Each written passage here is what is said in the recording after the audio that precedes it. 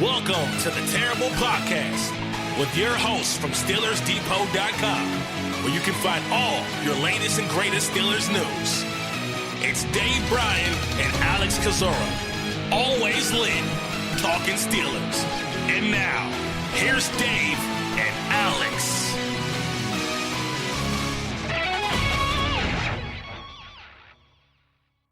Welcome to Terrible Podcast, Season 9, Episode 114. He's Dave Bryan. I'm Alex Kozora, SteelersDepot.com. It's good to be back, Steelers Nation, for the Terrible Podcast. Obviously off last week with Dave's vacation, but we're going to be back for our usual Tuesday, Friday schedule right in time for the start of OTAs. And Dave, you're now the well-traveled Dave Bryan, around the world in 7 days. Right? Yeah, absolutely. Pretty damn close to it. Obviously, went to Seattle for the first few days there, and did the whole tour of the city and went out to the Boeing plant. That was quite interesting. Trip out that way, and went to the top of the Space Needle, and luckily did so on a clear day. Got to see a good shot of the city, and went to the first Starbucks ever. Did the whole tourist thing, and obviously went down to Pike Place and that iconic spot, and did a lot of walking too, and then we moved the vacation over to L.A. for the final couple of days, and did the whole tourist thing there as well too, and even got in a day at Universal Studios, which, oh my God, the people there, Alex! I can't believe you made it out alive. Holy moly! And the lines for some of those attractions to get in, just unreal. I think the Harry Potter one was like 2.5 hours in line for what ended up being like I don't know, I guess it's like an 8-minute kind of ride experience or whatnot, if you will, and it amazes me. People go in that in the Harry Potter wing of that Universal Studios. People buy these wands for these obviously overly inflated prices that they can do things with this wand evidently at some of these attractions, and then they buy these, grown adults too, buying robes. By chance, you don't own a Harry Potter robe, do you? I do not. Okay. Thank the Lord.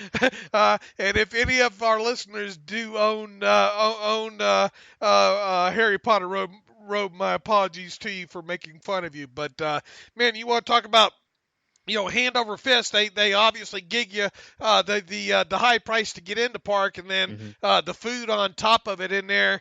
Gee, Manetti, they get you coming and going. But that's what vacation's all about, I guess. Is spending money and walking. Now, one thing in California or in LA that we did is my wife's been out there quite a bit to Venice Beach and of course to Manhattan Beach, and where's the other place there, the Santa Monica Pier. So we went to all those hot spots, and we even walked all the way from the Santa Monica Pier down to Venice Beach, where I think it's about a 3-mile walk. And I do 3-mile walks here at the house, but man, for some reason that just about damn near killed me. And the sun was out. Of course, it was a nice sunshiny day in LA, and boy, my face got fried, and I retched my back along the way too. So I was about ready to get back on the plane and get home on Sunday morning for sure. Well, we're glad you're back. We're glad vacation did not change you one bit. You are just full-on old man shaking his fist at the cloud. But yeah, and look, the main thing is, and my wife tries to get me to do this, and I don't do it enough, is unplug, from the internet as best as you can. And I think I did that a lot better than I normally do this time. I obviously checked in at the headlines here and there, and of course communicated with you, every day for just a quick minute and all. But other than that, I think I did a good job of disconnecting. But I couldn't wait to get back in the chair on Monday to reconnect, and obviously I picked a good day to do so. You did, and you picked a good week to step aside because, honestly, you didn't miss much. This week's obviously going to get more exciting with the start of OTAs, which kick off today on Tuesday, and basically everything will run through June with the OTAs, the mandatory minicamp, and we'll get another month break until training camp and the whole process starts over again. But we will circle back to probably the biggest story moves that you missed while you were away, Dave. Coming out of rookie minicamp, Steelers always anticipated to make a couple roster moves, but they made a lot of roster moves with their 90-man roster, or 91-man roster, I should say, coming out of rookie minicamp, releasing, 6 players and signing 5. They signed 5 tryout players, and quarterback Devlin Hodges, offensive tackle Damian Prince, defensive line Henry Mondo, and Greg Gilmore, and then outside linebacker Kozora Skipper, and then signed free agent veteran wide receiver Johnny Halton. So those were the 6 that came in. The 6 that were released were quarterback Brogan Roback, wide receiver Karan White, offensive lineman R.J. Prince, defensive end and nose tackle Chris Nelson, and outside linebacker Keon Adams probably headlines the group release. So we always expect them to make 1 or 2 moves around rookie minicamp, but to make 6 is a big roster turnover for them. Yeah, that obviously we are, right before I left, we knew a few of those names that were going to be signing, and I think you had been able to pick a few of them off the Twitter machine or whatnot. Talking about Devlin Hodges, and I think Damian Prince. We had a good idea maybe the Maryland product would join his former teammate there. With the Steelers at Kozora Skipper, I think we saw that right before I left. Henry Mondo, Oregon product. We saw that one coming. I don't know if we saw the Greg Gilmore. Obviously, Greg Gilmore was one of last year's, I think, undrafted free agents. So he gets a second shot, and that's rare to see right there alone. A former undrafted free agent get a second shot there. Now, the names out the door. I mean, 2 of them that you mentioned there were 2 of this year's undrafted free agent signings in defensive end Jay Hayes and Chris Nelson. And Nelson, I think Joe Corey told me that $10,000 signing bonus right there out the door. And Jay Hayes, I think a little bit lower than that. But I mean, you have 2 undrafted free agents that you gave signing bonuses to out the door.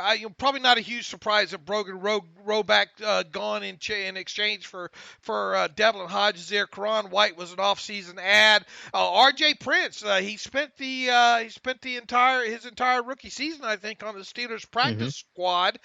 So that was a bit of a surprise there. And then Keon Adams, a guy who they even gave a little extra money to, I think, at the end of last season to stay on the practice squad, now out the door. So it makes you wonder kind of what happened with Keon Adams there. Now, that in mind, as we said several times, we were more, I guess, bullish on the prospects of Ola Adeniyi than we were Keon Adams. And in fact, we haven't seen Keon Adams much of any at this point due to injuries so far during his career. But I was a little bit shocked that Keon Adams was out the door with that group of players there. And I think R.J. Prince may have already signed with was it the Ravens, I think? Yeah, he's in Baltimore now. Yep. Signed with there. So interesting move there after having that guy on the practice squad all year long last year, along with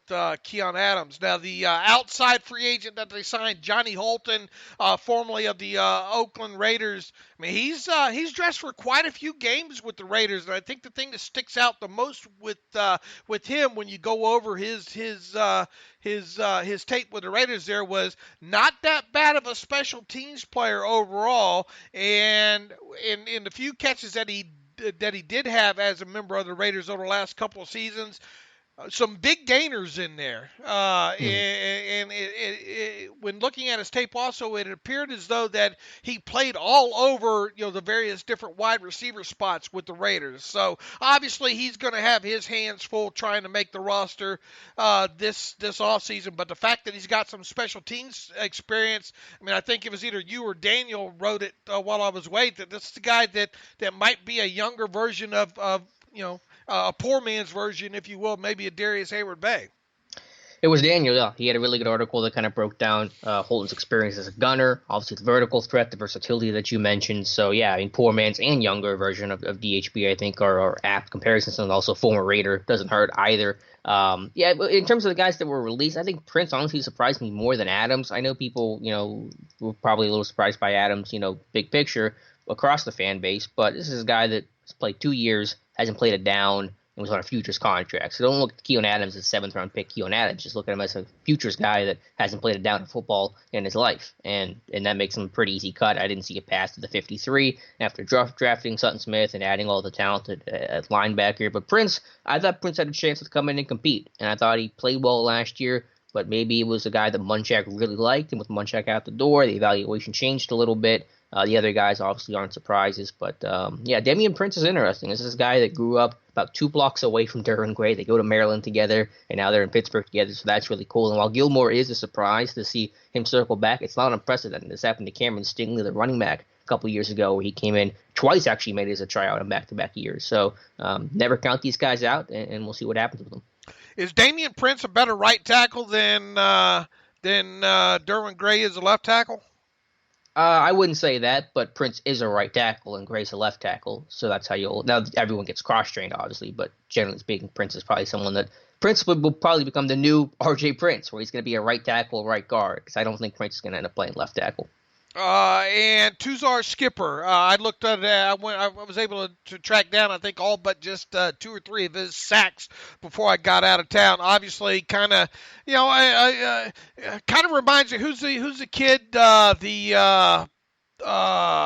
ended up going to Tampa Bay and having a few sacks for them. Howard Jones kind of reminds you a little bit of him, not as, but he's got a little. It looks like he has a little bit more meat on him than Howard Jones. Obviously, a college defensive end, comes out of, I believe, Toledo as well. There, his sack reel is okay, not overly, not overly, impressive as a whole, but he did play on both sides and did get pressure and sacks on both sides of the line there. So it's going to be interesting to see him kind of compete moving forward. I think he was really a 1-year producer at Toledo. I think one of those years, didn't he tear his knee up or something like that?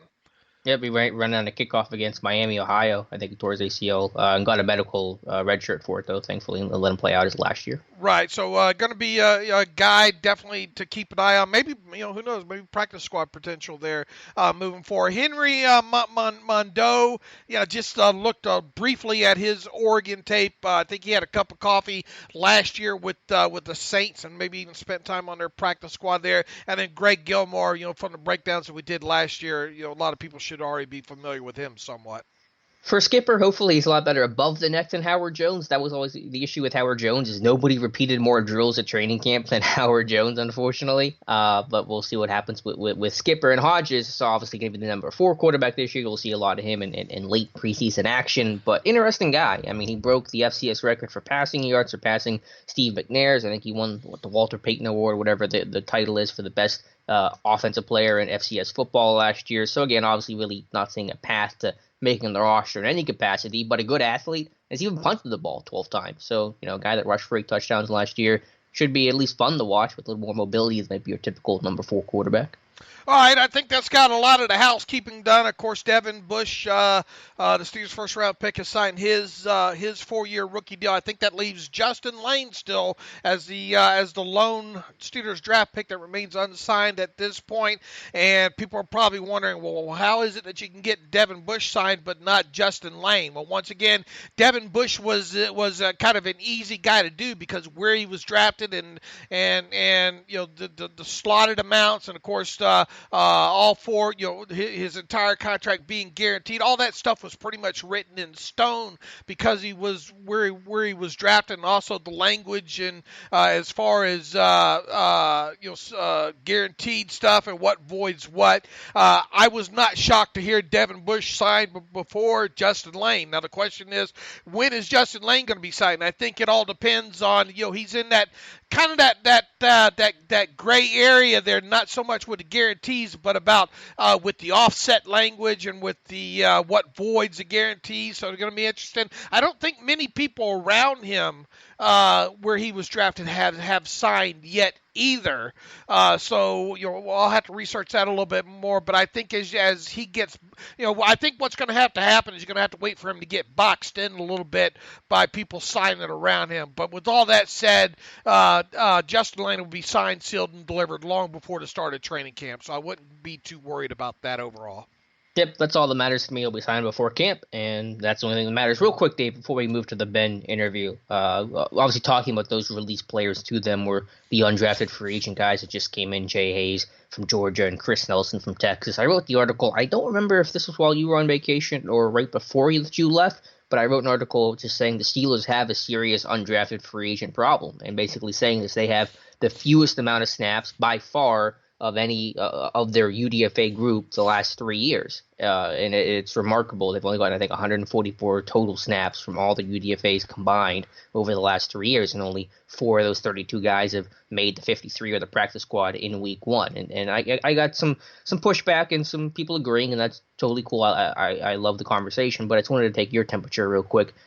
A, do you think it's a problem, and do you think they have a problem? And then B, do you think that it matters? Does it matter that they're not getting production from these guys, or do you say as long as they're getting it from some other source, then it's fine?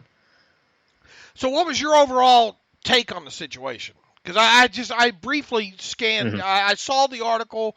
I didn't have a time to delve deep into it or read the comments associated with it. Your assertion is just basically that they're not doing a good enough job at finding quality undrafted free agents and developing them. Is that what you were stating?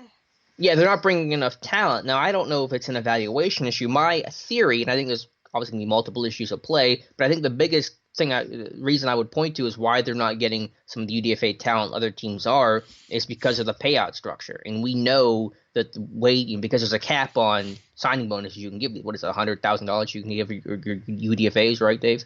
Right. What it is you have what's called an undrafted rookie reservation amount. It's almost like a rookie pool inside of a rookie pool, if you will.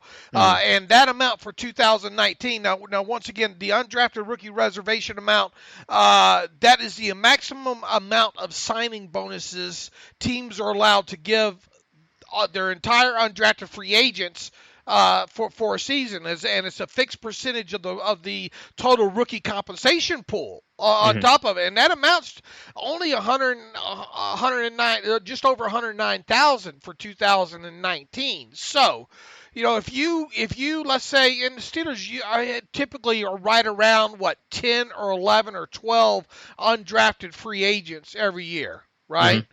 Yep. Now, some teams, I don't know what the average is league wide. Maybe that's worth looking into.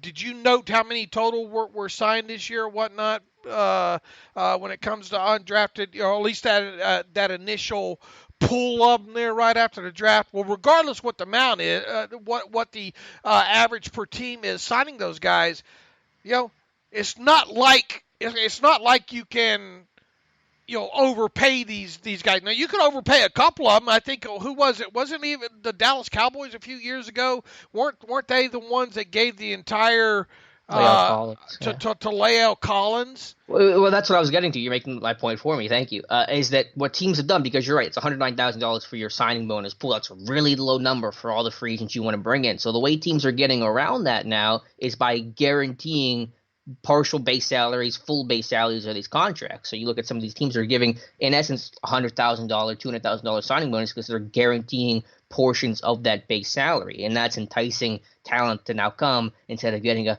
$20,000 signing bonus from say, Pittsburgh. So I think what the issue is, we haven't seen the Steelers do that. They keep offering and they keep giving these small signing bonuses. I believe the numbers that you've been able to get from Joel Corey and others reflect that. Fred Johnson, $20,000, I think might be the highest paid UDFA we know so far. And so I think the Steelers have to transition their thought process to giving out these signing bonuses the traditional way and now doing their contracts in a new way to catch up with the rest of the league, which is now offering partially and fully guaranteed base salaries. And I think this goes back to Colbert's comments of we do contracts one way and we're not going to change our ways. And that can be good in a lot of respects. I think it hurts them here. So they're just able to offer less money. They're bringing in less talent and not getting any return on that investment. Yeah, but I don't think it's as rampant maybe as what you're making it with teams guaranteeing like base salaries or whatnot. I don't know. I'm going to pull up the Patriots here. Look what the Patriots did. I think it was in my mailbag last week. The Patriots, they had 8 UDFAs get over $25,000. They had 6 of them get over $70,000 in their base salaries. So you're looking at teams across the board. They're offering big money to more than one guy. Okay, so they're not guaranteeing. They're only guaranteeing a small part of the base salary then. Yeah, I mean, most teams do partial. I mean, unless you're like the top guy, you might get a full. Quarterbacks might get the full base salary, but still, partial $70,000 is a lot more than $15,000, which is what the Steelers are at right now. And Andrew Beck, the tight end, got $115K. So I'm not saying the Steelers have to do that with every guy, but give me at least one or two guys. Give me one or two big names to go after and throw 50 plus at them. Yeah, but when you also look at, then why not? If you're that high on the guy, then why not draft him in the 7th round? Well, you got other guys you want to draft. You only got one pick. Because I mean, you're not guaranteeing any portion of the rookie contracts with those other players. Now, obviously, they get some signing bonus, but I tell you, once you get into like that 6th and 7th round, and you look at some of the signing bonuses or lack thereof that some of these guys get, you're probably almost better going undrafted. If you think you're going to be more of a priority for it. Look, I understand what you're getting at, and do the Steelers maybe lose out on some quality, some higher quality undrafted free agents that way? Sure, possibly, but also, too, if these agents are smart, they're looking at best opportunity, too. Sure. Because let's face it, getting $75,000 versus $20,000.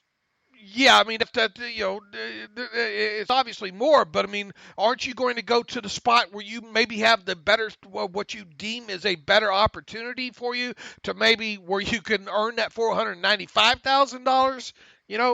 Sure. In your first season. No, absolutely. But, I mean, that's basically saying the Steelers have a good roster, which they do. But other teams have a good roster, too. Steelers aren't the only one. And every other team over the last 3 years has at least one, but mostly multiple guys that have contributed, even on special teams. That's very important. I don't care about getting offense, defense. Just give me guys that contribute in some phase of the game. And the Steelers don't have anybody. I mean, who's their best undrafted free agent over the last 3 years? Matthew Thomas has played the most snaps. All right. He's gone. He's in Baltimore. And it's Adeniyi and it's Johnny Maxey got 50 snaps in 2016. Yeah, but I mean, all it takes is one, right? I know. Where's the one? Like, this is a team that's built on free agent history. Ramon Foster and Willie Parker and Donnie Shell. And, I mean, the names go on and on. Yeah, but you act like, I mean, it doesn't happen every year, It does happen. It happens from 2000 to 2015. You can go year by year and find I'm talking with the Steelers, though. Oh, I know. Yeah, with Pittsburgh, you can go year by year, and I can pull up the list of UDFAs they've had year by year. I'm not saying it has to even be year by year, but it's been a 3-year drought, and in football, that's forever, and I think it's got to change. I mean, I just want to see them maximize their roster building process. And the guys aren't even making the practice squad, and they're not even getting on the roster and having a chance to develop. They're out the door as soon as they get here, and I think that's an issue. Well, I think Adeniyi is hopefully going to be the next guy to kind of kick down that door. Now, I will tell you, too, yeah, true. Before I left, Alexander Myers, who really I haven't – how much film have you looked at on Alexander Myers? Because he was given a $20,000 signing bonus, one of the highest ones that the Steelers received this year, along with Fred Johnson there. And I'm trying to look at I guess he's interesting. He's a good special teams player. I think Tom wrote the report on him, but there's some intrigue there. Askew Henry, the kid out of the safety out of West Virginia, $10,000 signing bonus. Is that all he got? Wow. Yeah. And PJ Locke, $2,000. That's it. Yeah, remember he was a late. 3 days after. He was a late addition. In fact, McMillan, the running back out of Colorado.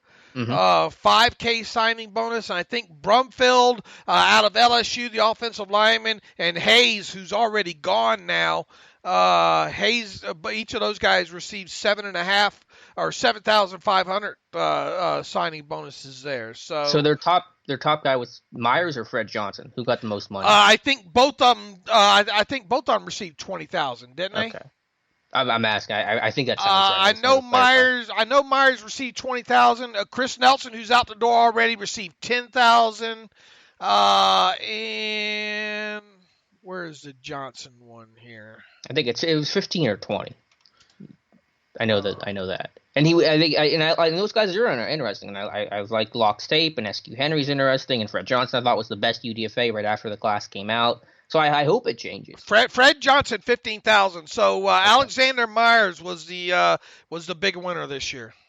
Yeah, and again, I'm hoping somebody makes it. Of course, a Denier hopefully has an impact, but he's no guarantee. But yeah, I mean, I don't want to bore you with the list here, but I remember writing this, in 2018, about the year-by-year UDFAs that either made an immediate impact or later. But 2015, Finney and Eli Rogers. 2014, Josh Moreau. 2013, Hubbard. 2012, Gold and Drew Butler. 2011, John Clay, Corbin Bryant, Wes Saunders. 2010, Damon Cromartie Smith, Foster in 09, Patrick Bailey in 08, Gary Russell in 07, Anthony Mattis in 06, Nate Washington 05, Willie Parker 04, Russell Stevens 03, James Harrison 02, Kedrick Vincent 01, Dan Kreider 2000. I mean, I'm not saying all those guys were great. I mean, obviously, like John Clay it was one touchdown. I mean, he appeared in one game, but he still made some sort of impact. And all those guys, to some degree, obviously varying degrees, made an impact for the team. In the last 3 years, there's essentially nothing, and I think that's good. That's a problem. And when you point out that the top UDFA got $20,000 and only one got $20,000, next guy got $15K, and you're looking at other teams that are offering $50K, $100K, $75K, while still offering opportunities for playtime and having a roster spot, I think the Steelers are a little stuck in their ways and a little behind the times. Yeah, I think you're putting too much emphasis on how they. I mean, I understand where you come from. Maybe one, maybe bend the rules on one or two of them, but good luck with that. Overall, I mean, look, Yeah. that's the way they do. I mean, I hate to say, that's the way that's the way exactly they do the mindset. It's the mindset. I think it's going to hurt them a little bit. Yeah, but I think you're still going to see good quality undrafted free agents come through. I think they're just, they just haven't had a good batch of them is all.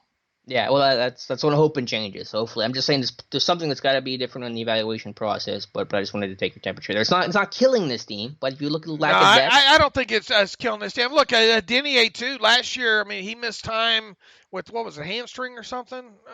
I think so. Yeah. What was it that got him the first part of last year there? But this is a guy that Kevin Colbert's talked quite a bit about, more than kind of even we expected him to talk about this offseason. So he is a guy right now, especially with Adams out the door, the great Toledo Hope, I guess you could call him, or whatnot at this point with a Denier. But and I'm excited about a Denier, but Keith Butler after the draft or in one of the post-draft conferences said the Chick's number 3 this year, and I assume that's still going to be open to change. But I mean, if a Denier isn't the number 3, how's this guy going to play? Is my concern. Well, if a Denier can't by the start of or just into the start of the season can't overtake Chicolo, then there's probably nothing there. Yeah. So I mean but Butler seemed. Go back and listen to those comments. Butler seemed, like the Chicolo isn't locked in, but he's the clear front runner for that number 3 spot. And a Denier cannot play special teams, and so that's the concern if he's the number 4. I don't know. I think you're putting too much emphasis on the undrafteds, All but. right. Fair enough. We'll take the temperature of the listeners out there, and see what they have to say. So if you want to chime in on this, do so. TheTerriblePodcast@gmail.com. I didn't know we were. I'm glad you went down that road because I wanted to hit on the on this what they could give on the rookie compensation for pool and all like that. I'll have to I guess let's leave it at this. Let me research around the league a little bit here the next couple of weeks. How many actual undrafted free agents received those sort of deals where a portion, where in addition to the signing bonus, they were guaranteed a portion of their base salary.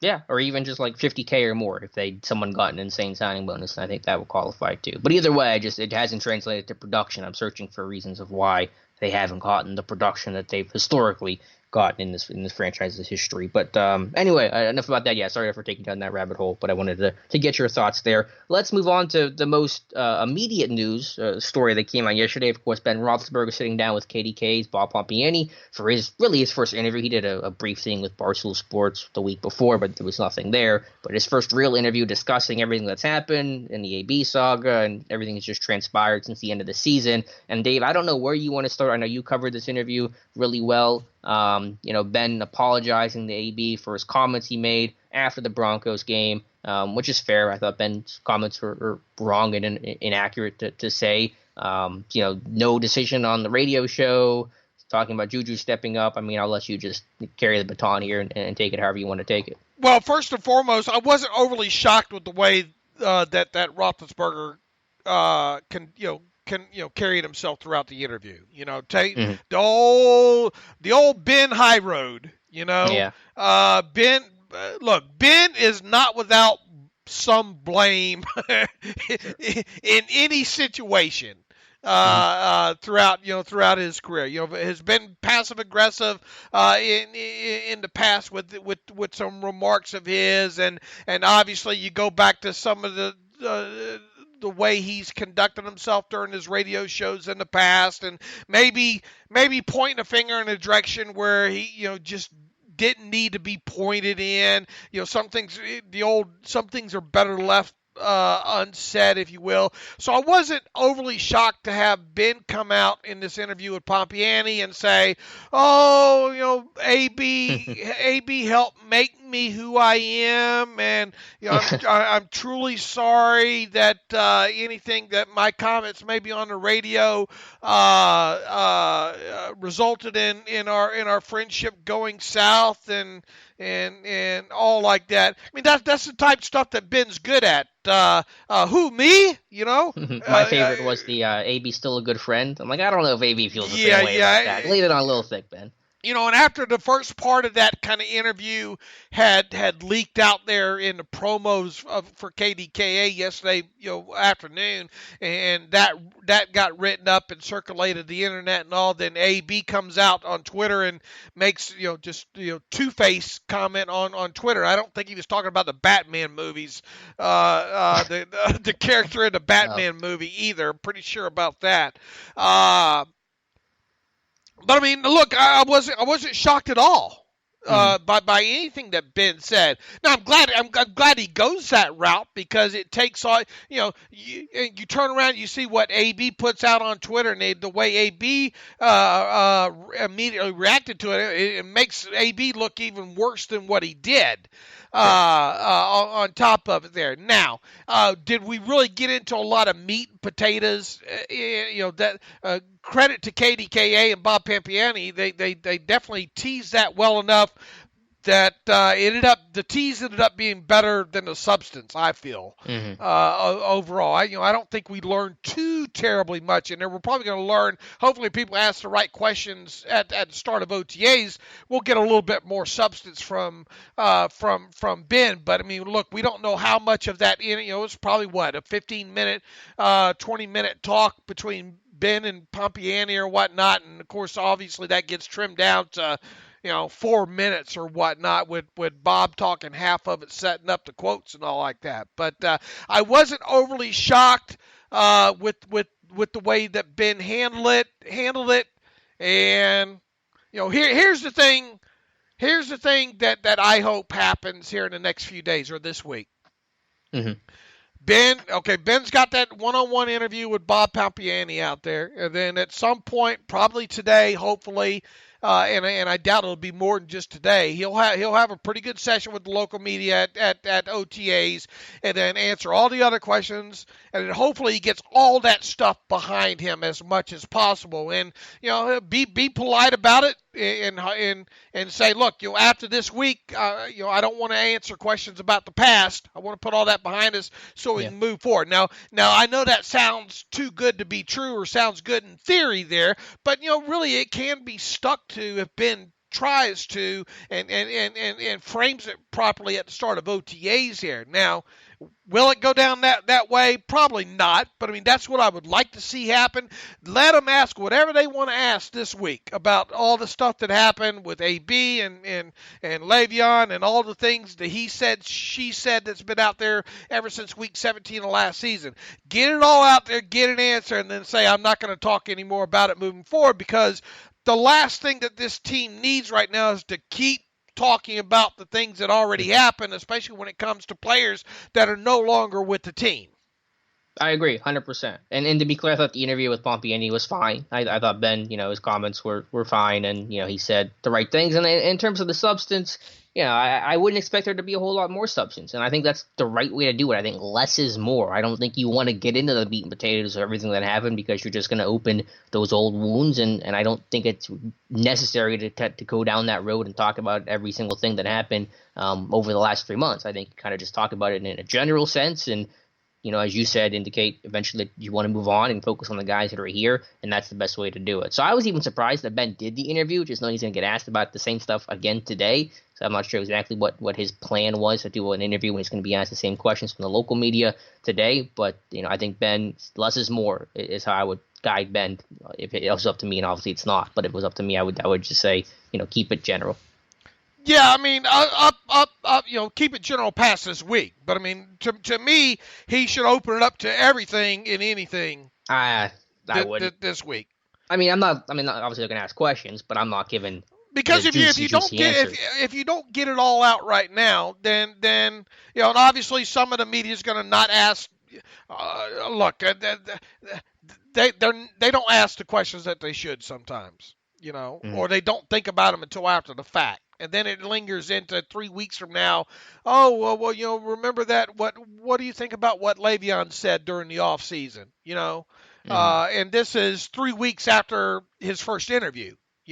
Talking about Ben's OTA interview and all. So I would invite them to ask anything and everything right now and just get it answered and out there and done with. Yeah, but I'm being very, very careful in what I say because everything's under the microscope, and I don't need to start up another 3 news cycles about an answer I give where I say something I shouldn't have. I mean, that's how Ben's gotten hot water before.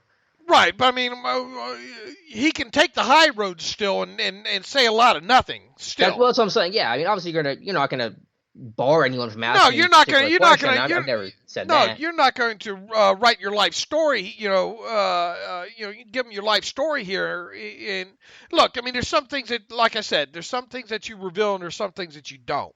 I mean, you can cliche the hell out of it if you want to, but at least make it seem like it was an attempt to get everything answered.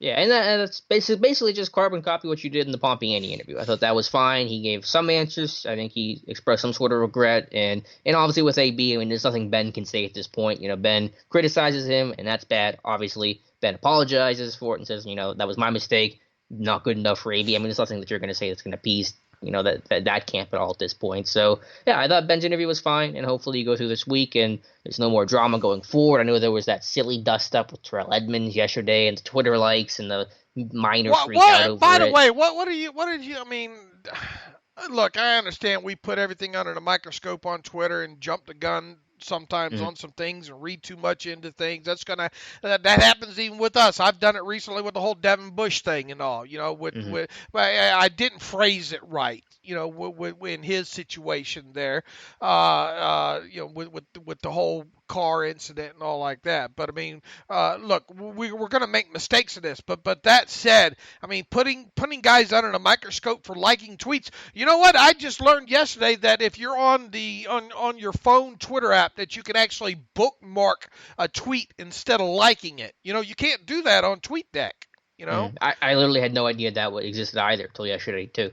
And you used the mobile quite a bit. Yeah, I'm the millennial, and I'm somehow sitting with you. Yeah, I had no idea. I mean, I've liked stuff to not necessarily endorse, and I didn't take Edmonds liking that tweet as an agreement, with what Antonio Brown said, that two-faced tweet. But at the same time, you have to understand how social media works and what the perception's going to be, and let's not get into those dumb situations in the first place, by doing something like that, and understand the repercussions of everything that you do on social media will be viewed with the worst of intentions. Yeah, but I don't even think that he even viewed it as, this could be a guy that just he might not even know what Antonio meant. He might not have been following along that those comments came. He might have thought Antonio Brown was tweeting a lyric or something. I don't know. I'm just I don't believe that Edmonds for a second actually agrees with AB's assessment that Ben's two-faced, but you did like the tweet. It gets this Twitter frenzy, and then Edmonds has to tweet about it again, and it only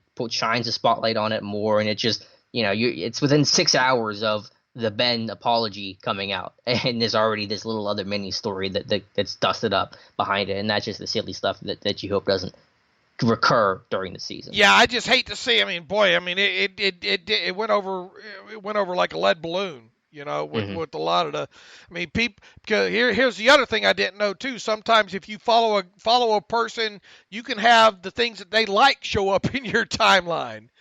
Oh, yeah. That's weird. I don't like that Twitter does that. And all. So that's how that stuff's easy for fans to follow along with. I guess some get enthralled with not only their retweets, but what they like. Why the hell? I mean, boy, if I had everybody's likes show up in my own Twitter feed, I'd never get anything done during the day. Mm-hmm. But anyway, I just thought that was over the top there. And of course, Cam Hayward and Ramon Foster. I think Ramon, you had posted something about, as the Steelers turn and just saying, look, and I understand the direction you were going, but Ramon took it as a different way, as you just trying to dust something back up again, which totally wasn't the case. So Ramon kind of, I wouldn't say came after you on Twitter, but Yeah, a little bit, which is fine. But I mean, I think he looked at it, me being a lot more nefarious than what it was. I was making a joke about how silly everything was, and that was it. It wasn't the Steelers are terrible, the drama's back, it's going to rob this team of a great season.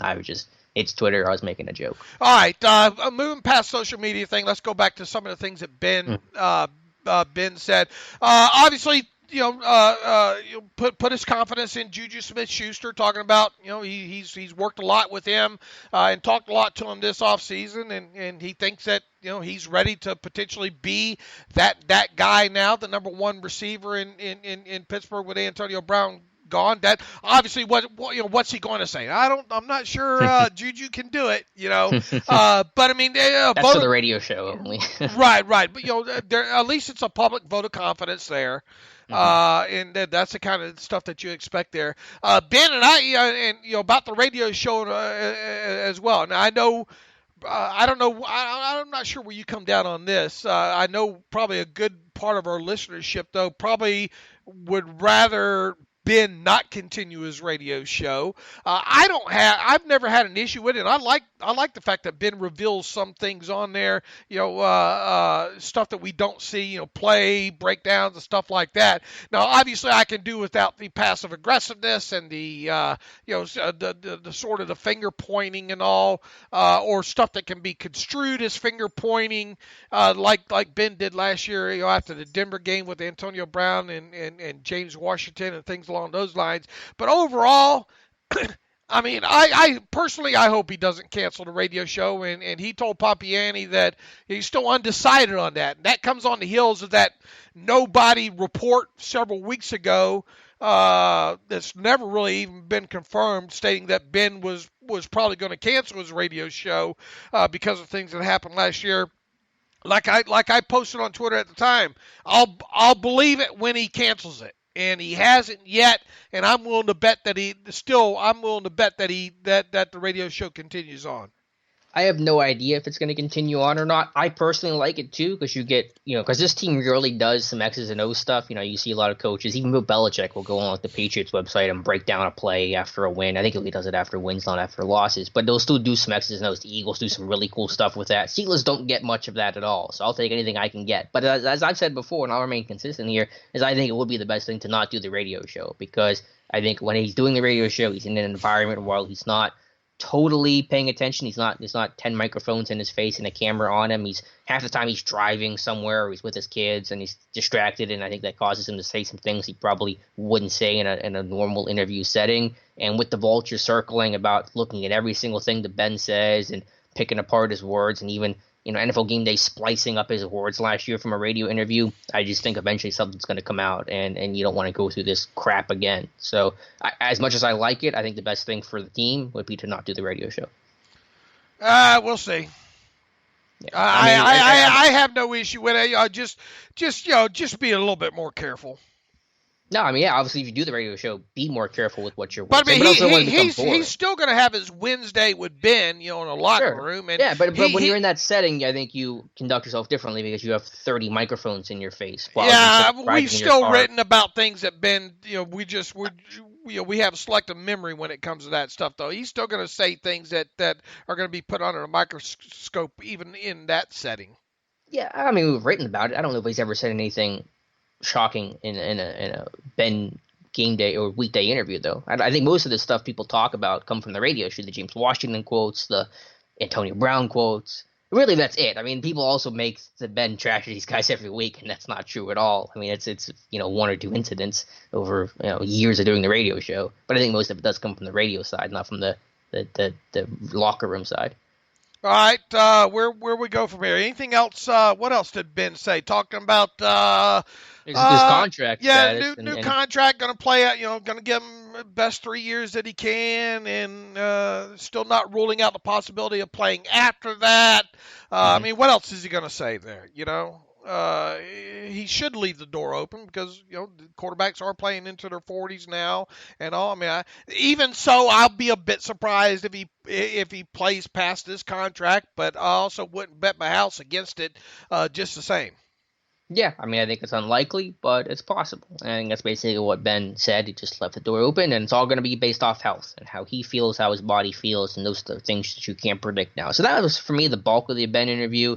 Really wasn't a whole lot there, but again, I think that's a good thing. I think he say a couple niceties, and you try to get on with life, because I think if you're getting too much into the weeds with this stuff, it's not going to solve anything at this point. Yeah, I mean, it ends up being almost. Look, there was some a little bit of substance there with the comments that he made about AB, sort of putting it back on him taking the high road, but pretty much, it was almost like a Seinfeld episode. But much about nothing. Is that a lot of nothing mixed in there. Yeah. I mean, look, you set up and tell us. Well, Ben will reveal to us what his plans are with the radio show. Well, no, he didn't. We're no further along in knowing the answer to that than we were, yesterday, going into it and all like that. So, look, like I said, I think when he talks to the media this week, whether it be today, Tuesday, or to close the week out on Thursday, I think we're going to have a little bit more stuff to talk about here, a little bit more in depth, stuff. Yep, no, I agree. Dave, to go around the league a little bit here, I know you wanted to mention about Le'Veon Bell and the Jets. Oh, wait, real quick, back on Ben. The whole one thing that we forgot to talk about is him taking that large group of offensive players down to Georgia. Yeah, taking the skilled players. I mean, most of the skilled guys, James Washington and Juju and Switzer, Vance McDonald. I mean, basically almost all the skilled guys came down to Georgia with him, which was fine. And the only thing that was notable for me about that whole experience was that the media made it out to be that Ben's a changed man and he's heard the criticism and he's turning over a new leaf. And no, he's done this every single year. I know not always with the skill guys, but he's taken his offensive line or the skill guys down every single year. So again, to me, it was much ado about nothing. It was the media spinning their own story and not really focusing on the facts of it. And I think people have already tried to say, well, why didn't he take Deontay Johnson and Benny Snell? Well, didn't they have the rookie premiere thing that they were? They were in LA. Had to go to and that kind of thing. Look, and make no mistake about it. The last few years in Ben's life, he's had little kids, or his kids were a lot younger and probably needed more. His wife probably needed more help around the house or whatnot there. So I don't view it as I'll show them. I'll make it look like AB's gone now. I'm gonna invite everybody and their brother over. That kind of thing. Yeah, I think people read too much into that. But on the flip side, I gotta admit, it's good to see all those guys getting together and going down there, and I had that golf course part of the golf course turn into a mini half football field. I mean, I think that's absolutely fantastic. That kind of stuff can't hurt, I'll tell you that. Yeah, I mean, I'm happy to see it. Again, to have that team bonding, I mean, that's awesome. I mean, I'm happy that it happened, but I just want to pretend like it's a new thing. Ben's done this every year with some portion of the team, and AB's been on one of those trips before too. So not Ben changing anything, just doing what he's always done. Didn't they all show up and get photographed outside of a Waffle House one time? And I mean, I think that was AB. Yeah, maybe it was the AB Bell Bryant in 2015 group. Yeah, I think it was there. So of course, the Southern boy remembers the Waffle House. Absolutely, I do. And one bad thing about living out west here is we don't have Waffle Houses yet. Right. That's for sure. But look, I mean, and two, once these guys get some individuality to them, i.e. Bell and Brown, they might not want to go with the rest of the group. Well, how many times were these guys invited to maybe do this the last couple of years and didn't take advantage of it? I don't know. I don't want to speculate about that stuff. I mean, well, I'm just asking the question. I'm not gonna try to give you the answer to it, but. Mm-hmm. No, I don't know. Yeah, but the point is he has done it, and it's just a continuation of what he's done before, but I'm glad that it happened. And again, like you said, it certainly can't hurt. No doubt about that. Who didn't go? I know we talked about Deontay Johnson. And Jalen Samuels might not have been there. Was maybe the one notable, if that's even the word you want to use in terms of skill guys that weren't there.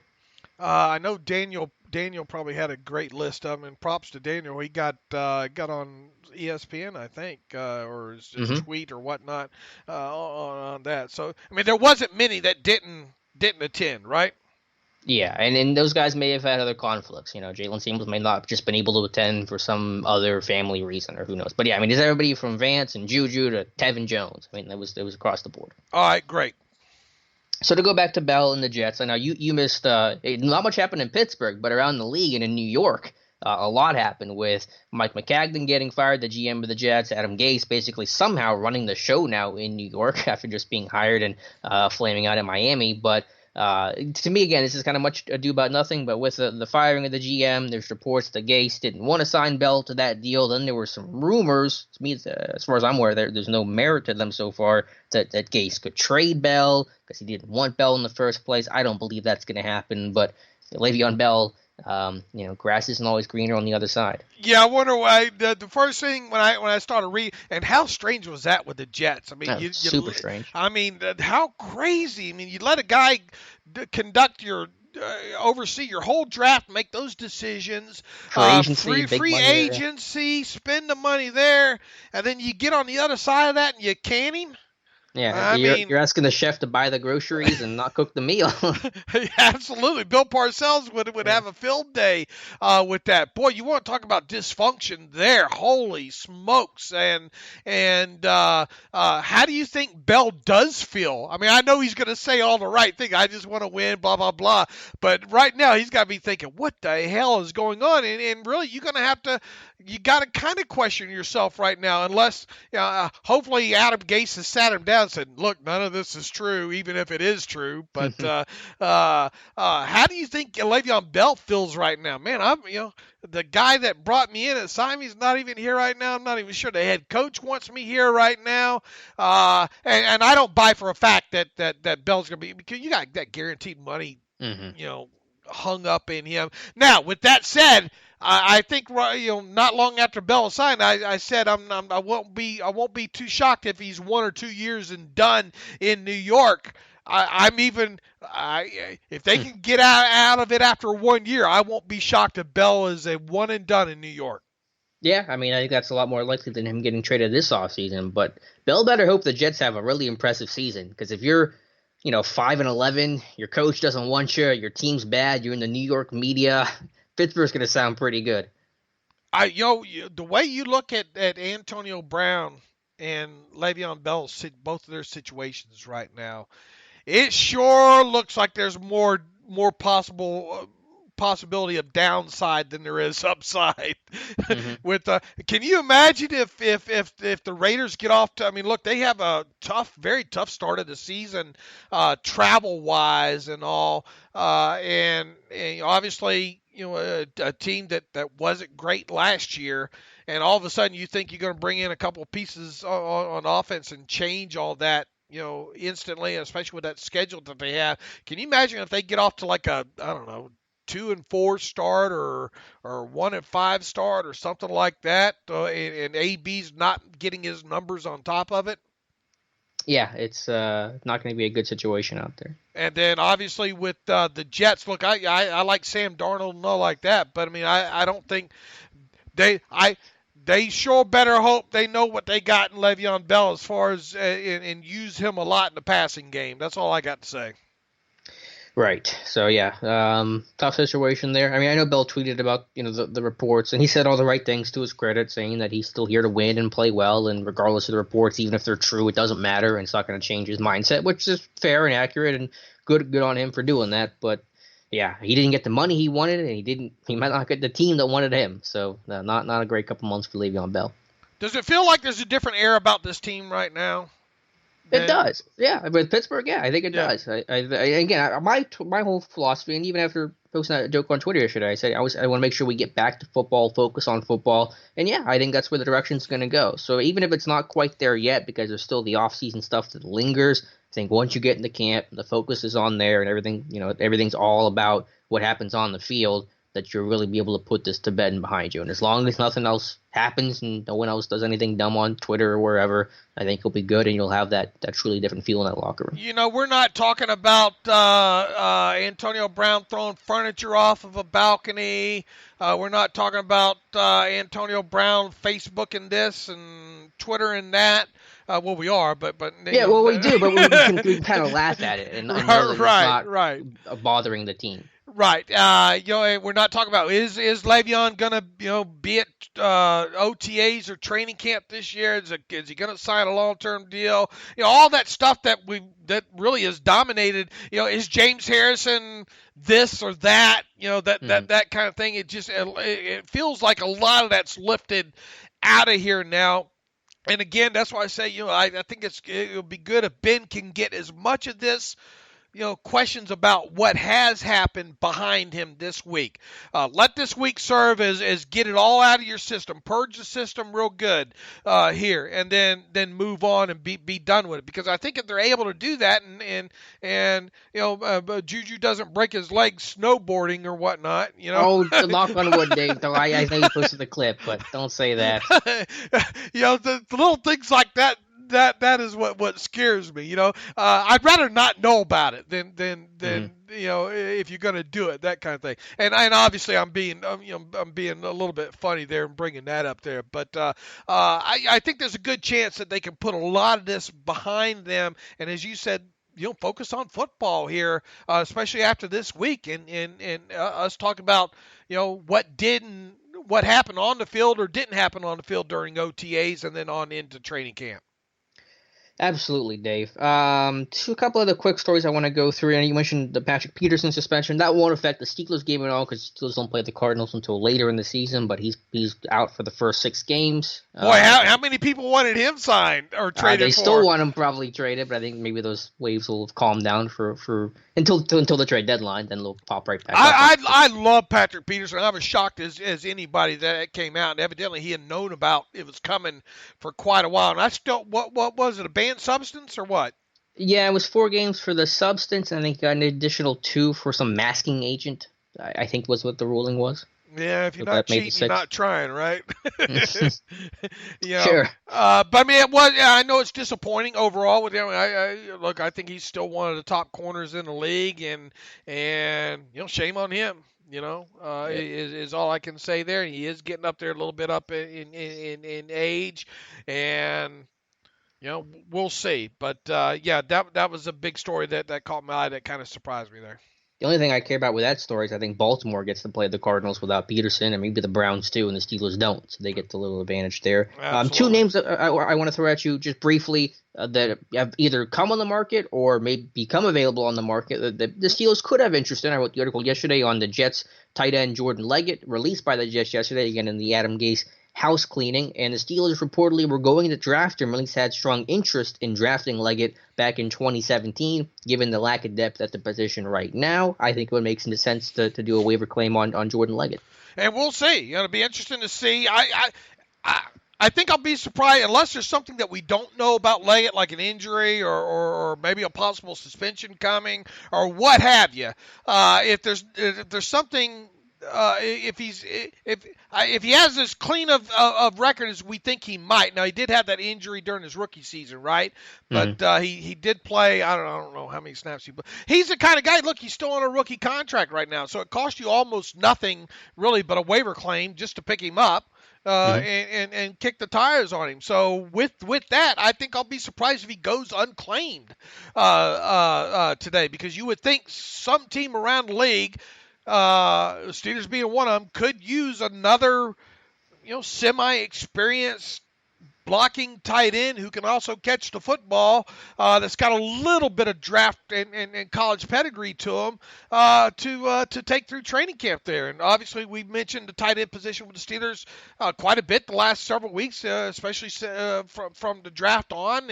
And Zach Gentry, who knows what he might become, but he's going to be a work in progress, at least initially, much in the same way that Jesse James was when he was drafted there. So, when you look at who's behind Vance McDonald and that person being Xavier Grimble, and they could use a body. They could use a warm body that can block, that can potentially play some special teams, and just to have as competition and to push other guys on a depth chart. I think Jordan Leggett could potentially be that guy, and I think it's a good suggestion on your part. Now we'll see if the Steelers could consider the same.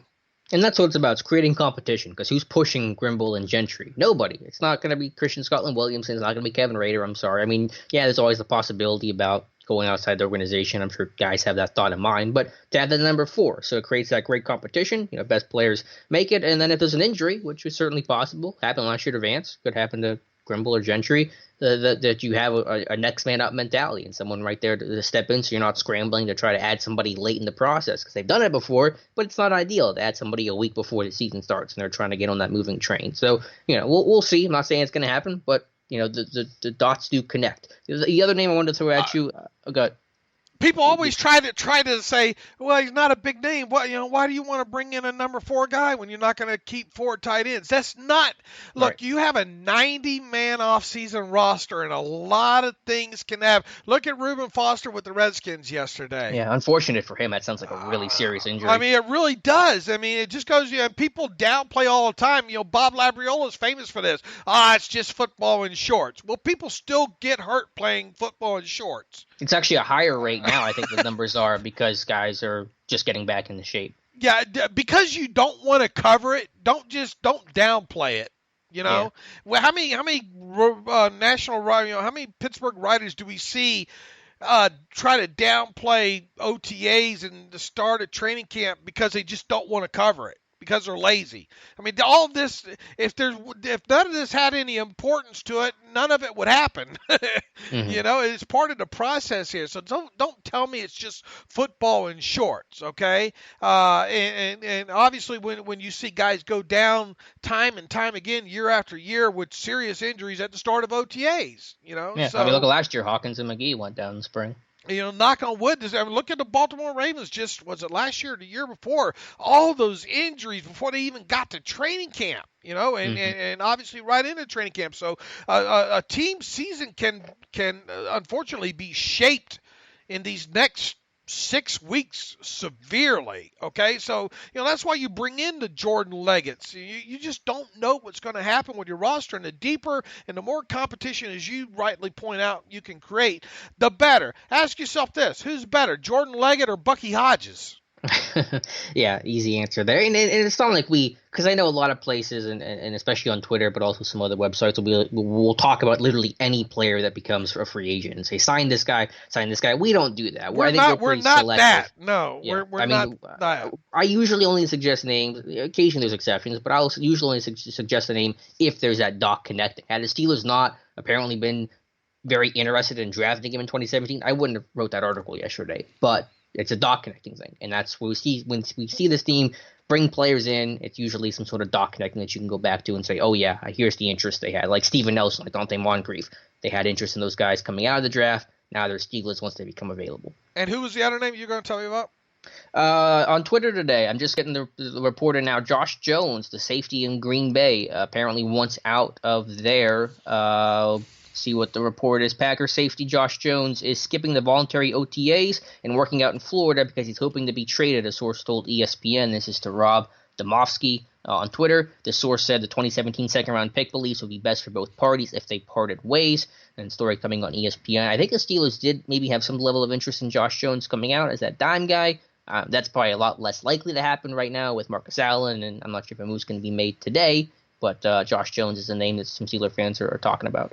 Yeah, and look, Kevin Colbert likes pedigree and stuff like that. And I think Did they bring Josh? I can't remember. I think they did bring him in. Because I remember almost mocking him to the Steelers in my mock drafts, and I think I went against it at the last second. There was some connection to him, I remember there. But with that said, you know where he's going to end up? He's going to end up in New England. That's where he's going to end up at. Yeah, you're right. They all go to New England. They've signed every tight end this year. You know, that's exactly where he's going to end up. Look, I mean, if he becomes free, you're not going to be able to trade for him. I mean, you're not going to give the Packers what they want in return for him, and the fact that he's now in his, I guess it'd be his third year now, and he's already deciding on his own to bypass OTA voluntary. Look, it is voluntary. I want to put that out there. I'm not going to knock a guy for that, but this guy probably he sure seems to think a lot of him. Why not just go through the process and let the process be the process? Okay.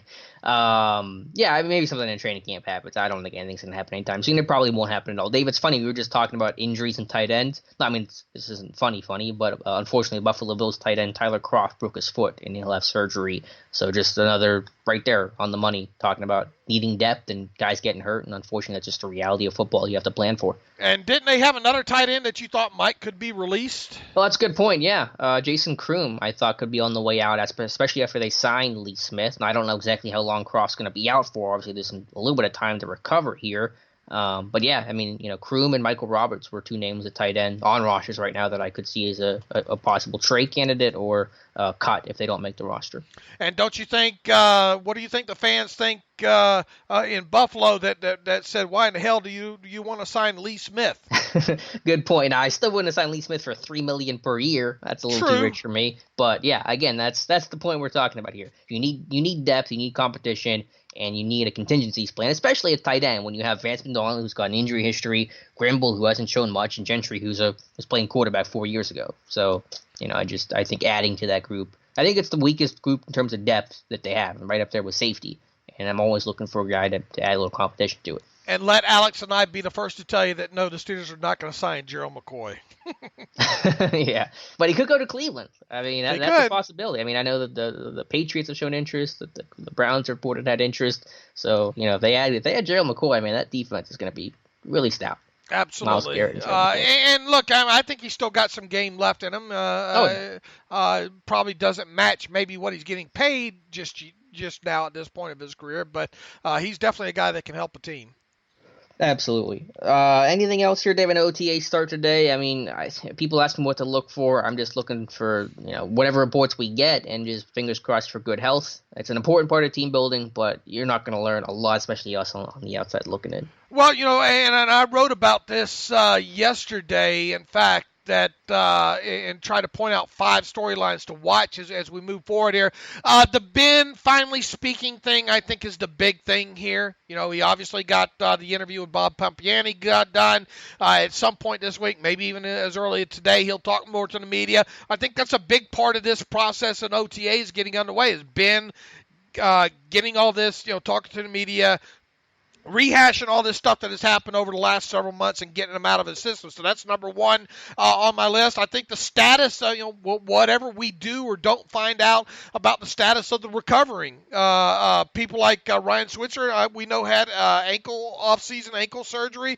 Chukwuma Okorafor had shoulder surgery. I'm getting pretty good at saying that name. Yeah, I'm impressed. Okorafor had the shoulder surgery during the off-season, I think, early in the off-season. Be interesting to see if he's going to be ready. I don't think do we know why Deontay Johnson was limited during rookie minicamp yet?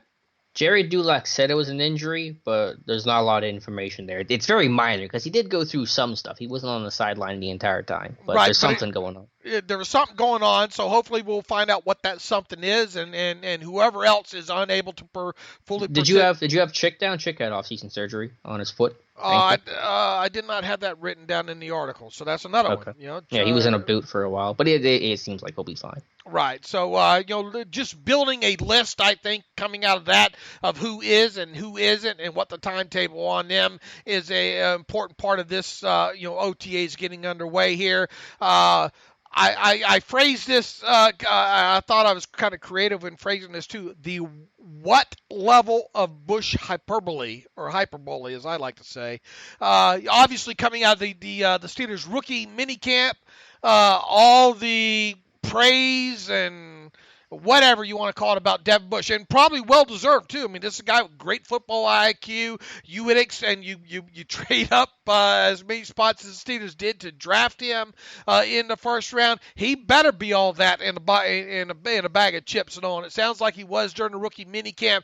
Now, and I kind of tied this into what we saw out of T.J. Watt a couple years ago. You remember the team came out of rookie minicamp, all the praise about T.J. Watt a couple years ago. He got into the first week or two of OTAs, and you had guys like Arthur Moats and all these guys talking about, boy, how sharp Watts is, how quickly he's picking things up, and that's kind of when I guess the pre-narrative started. Hey, could Watt be a guy that not only plays right out of the chute for the Steelers defensively, but maybe ends up starting? And obviously he went on to start week one, that his rookie season against Cleveland, and started a total of 15 games during his rookie season there. So I think what we want to hear, or what we're hoping to hear, or at least force ourselves to pick through, is how much of this,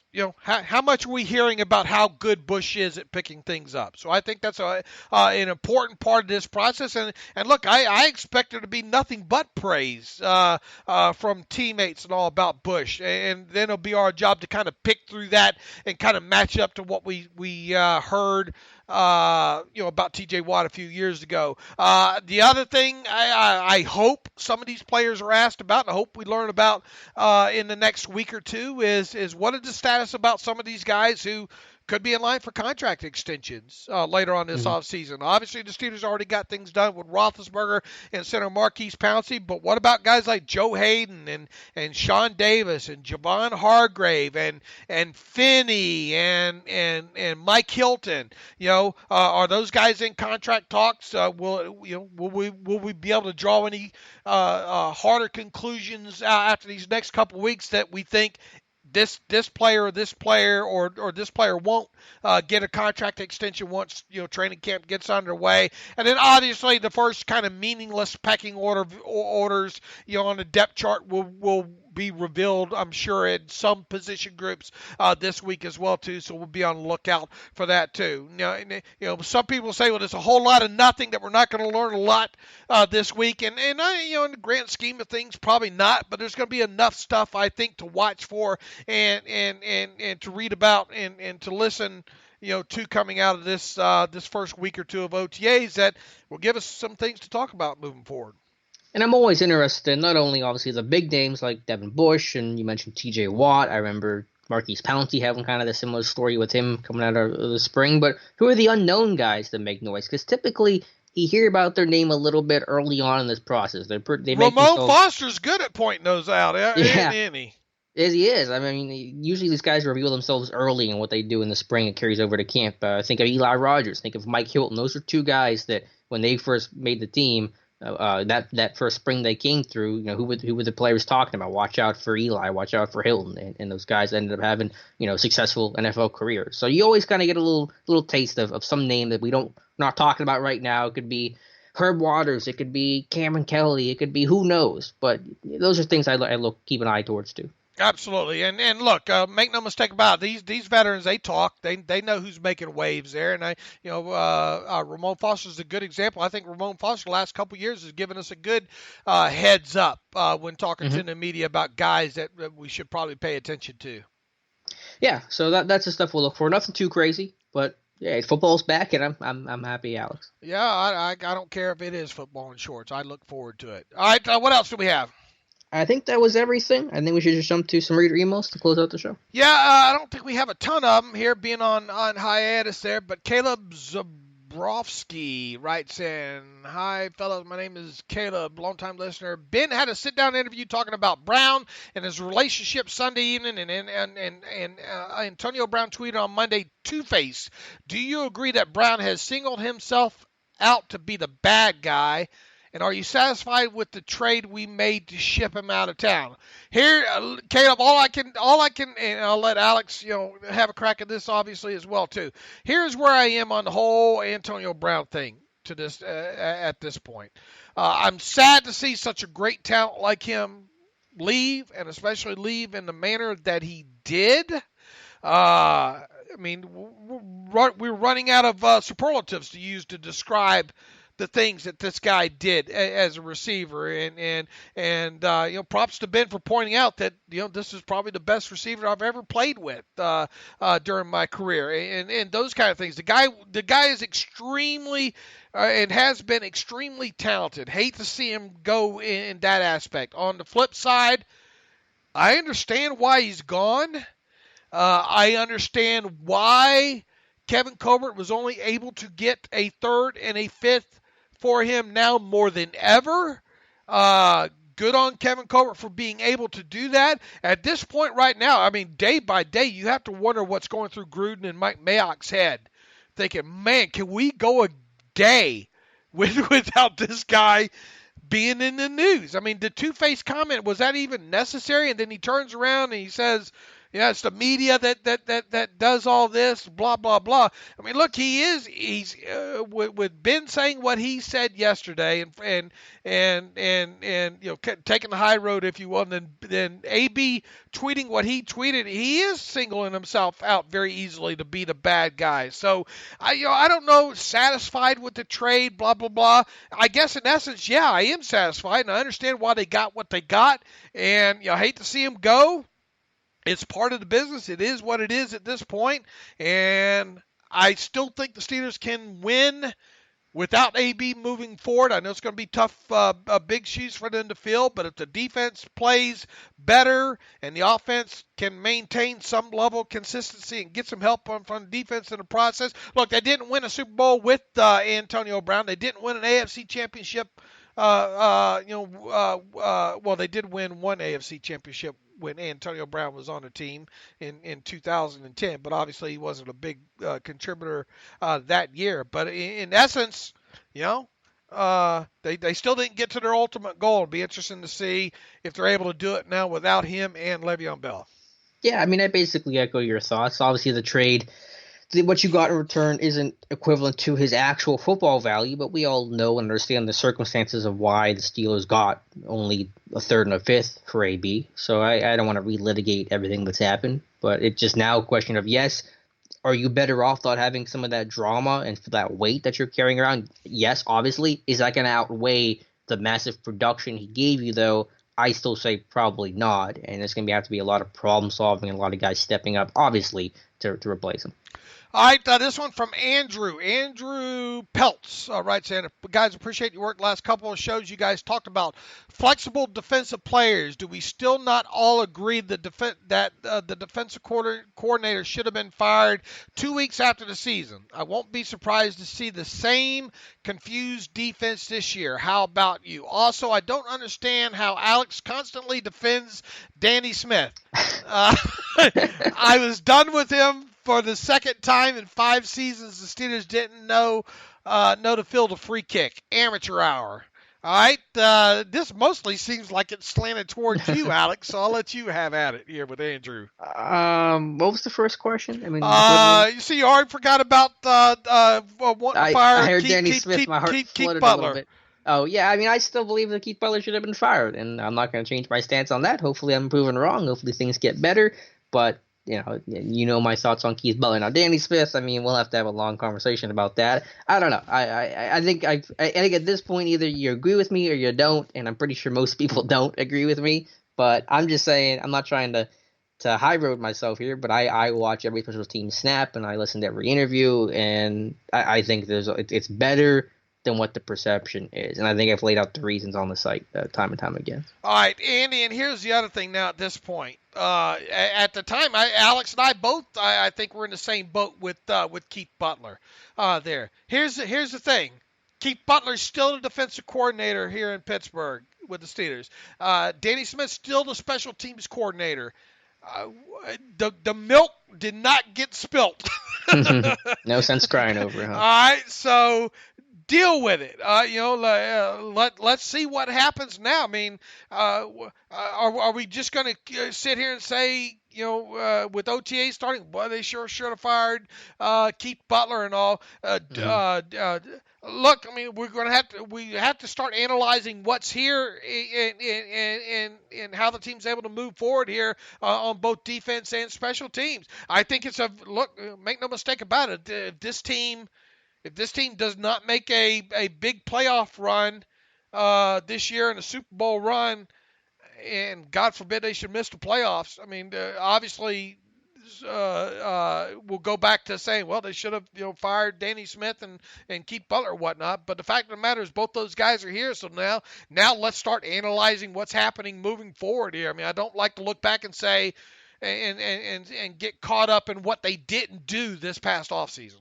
Absolutely, yeah. I'm not focusing on that right now because it's things you can't control. You move on from that. And then to be one last point on Danny Smith, to be very, very clear, I don't think anybody's been as critical of Danny Smith in terms of specific stuff. I know a lot of people will just say fire him, he sucks, but in terms of really getting into the details, nobody's been more critical of him than I have. When the free kick stuff happened, I wrote about that right away. I've written about the net punt stuff and why I think he's wrong about that, and I've written about the field goal block. Do you remember that stuff where they kept letting they couldn't jam the guy on the edge, and they almost got blocked time and time again. They finally got blocked against Chicago. I mean, I've written about this stuff over and over. So when there's time to be critical of Danny Smith and special teams, I've certainly taken aim at that unit. They only remember the bad stuff, Alex. Yeah, and hey, that's what coaches sign up for. But there's good in there too. And again, just Danny Smith, he's a great motivator. Players want to play hard for him. I think they've gotten good production. Especially in terms of the way he schemes stuff. I mean, I don't mean to go down this whole rabbit hole. I'm not going to do that about Danny Smith. But again, when you look at Danny Smith as a problem solver, I know this is going to fall on deaf ears. But when you look at him as a problem solver, he does a really nice job. You got to remember a lot of people will once they get a narrative in their head, they only remember the things that you write that go against what they believe. They don't remember the 10 other things right. that you write about. Tomlin not using his challenges wisely or any of that stuff. They only remember the one time that you said, that he made a good decision there, that kind of stuff there. So, Dakota, look, I mean, or who was I just talking to? I forget. I moved on to the next email. Maybe that's what I should do now anyway. Dakota Smith writes in, Dakota from Kuwait, serving in the military. God bless you, Dakota. Kuwait, wow, long way away from home. More likely to be re-signed after this year or given an extension, Bud Dupree or Sean Davis, both the free agents after the season. I should be back in time for my deployment to see the Ravens versus the Steelers October 6th. I can't wait. Thank you for all your hard work. Well, we hope you make it back safe, and we appreciate your service, Dakota.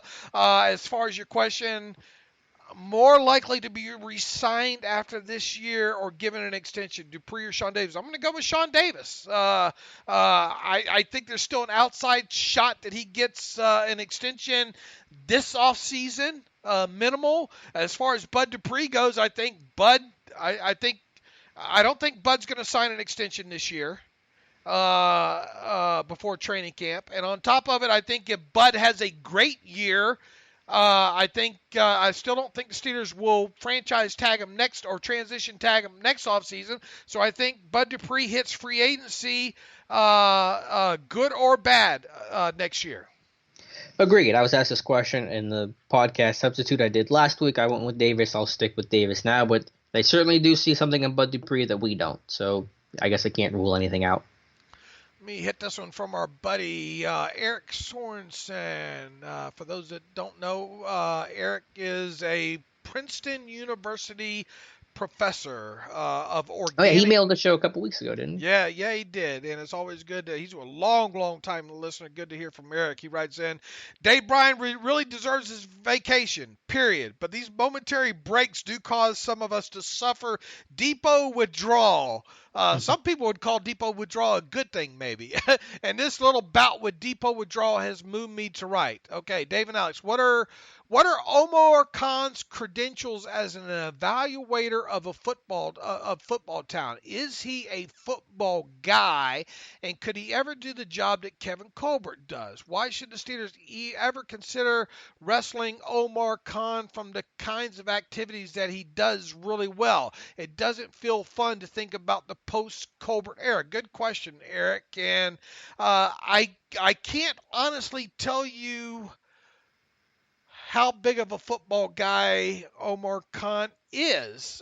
We know that Kevin Colbert came from Detroit, where he was player personnel, kind of more of a football guy than what we think Omar Khan has been during his time in the NFL. Omar Khan obviously has been more of a front office, obviously salary cap and contract guy goes. So I don't have a great answer for you. Maybe Alex does, as far as Omar Khan's credentials as an evaluator of football talent. Now, him being around the Steelers as long as he has, and Kevin Colbert, and going to the various things, you would think he's developed some aspect of being a quote-unquote football guy. But what that level is, I can't.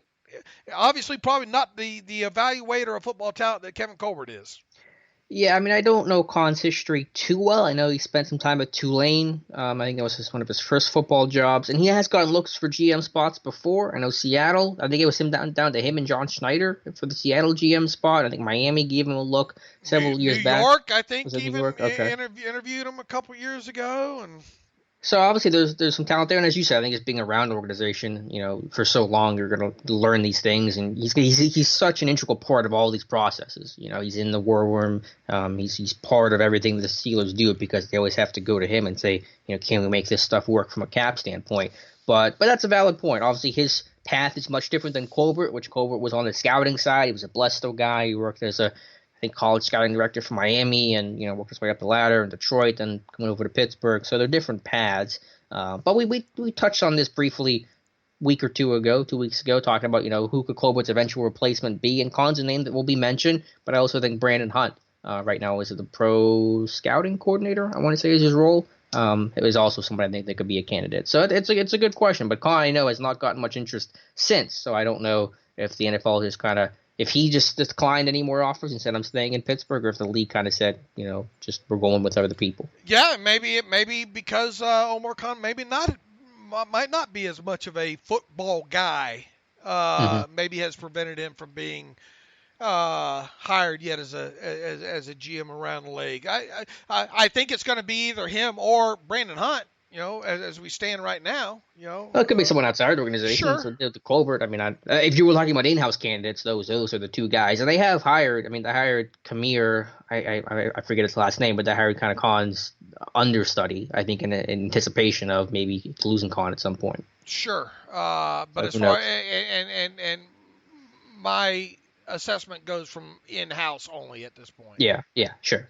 Obviously, we could speculate out of house and all like that, but right. The list would be very, very long. Mm-hmm. Yeah. All right, let's see. One more. If I can read this, it's in small font. William Gress writes in, "Hey, you crazy yinzers.